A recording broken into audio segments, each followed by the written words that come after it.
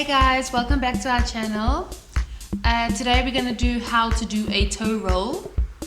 Last week we had a questionnaire on our Instagram page and a lot of people asked how to do a toe roll. So we are going to do that today. We're going to do a toe roll going down and up. So we need to warm up our feet.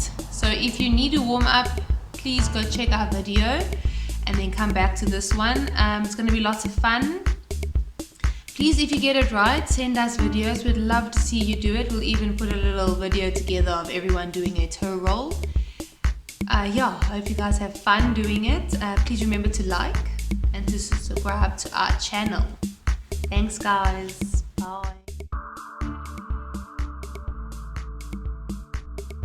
Okay, you're only going to see my bottom half since that's the only part we need to use. Please make sure that your legs are shoulder width. Okay, your shoulders, not somebody else's, and your feet are parallel. Okay, we're going to start with a hinge.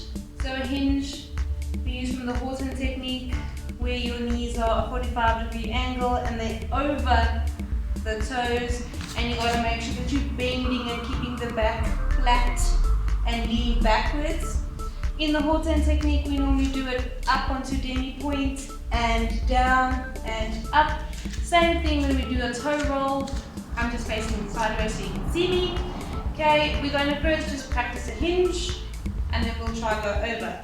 So you got to lean, lift up and drop and up.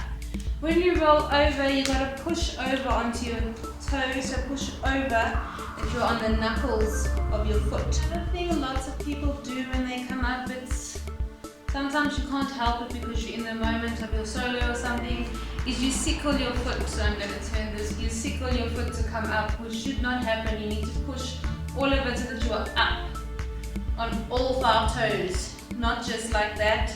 So make sure you push this ankle up straight. You don't want to come up like that. You want to come up on all of your toes. When we go over, make sure that you're pushing back and you're going to jump onto your toes, leaning back so that you don't put all your weight onto your knees. So lean back so that this is what we see. So we're going to jump down. Okay, when we do it from the floor, it's easier doing it lying down or from a step. So if you did a jump, roll, get up, or backward roll into it, it's much easier than just sitting down and pushing up. Okay, so I'm going to lie down to show you. When you are down, please make sure that your feet are parallel so that you don't sickle when you come up. So keep them as straight as you can and already pointed, because you're going to roll up on your foot. When you're there, you're going to push your body up as if you're doing a stretch. So you're going to push up, then onto your knees, and from here you're going to swing your arms so that they can lift you up. And again, we're in our hinge position to get up. So I'm going to do slow-mo and then we're going to do it actually getting up. So we down, we push 1, 2 arms. Okay, we're going to try that all together and get up. One more time. Remember to push your body back into a hinge. Keep your legs parallel and pointed toes.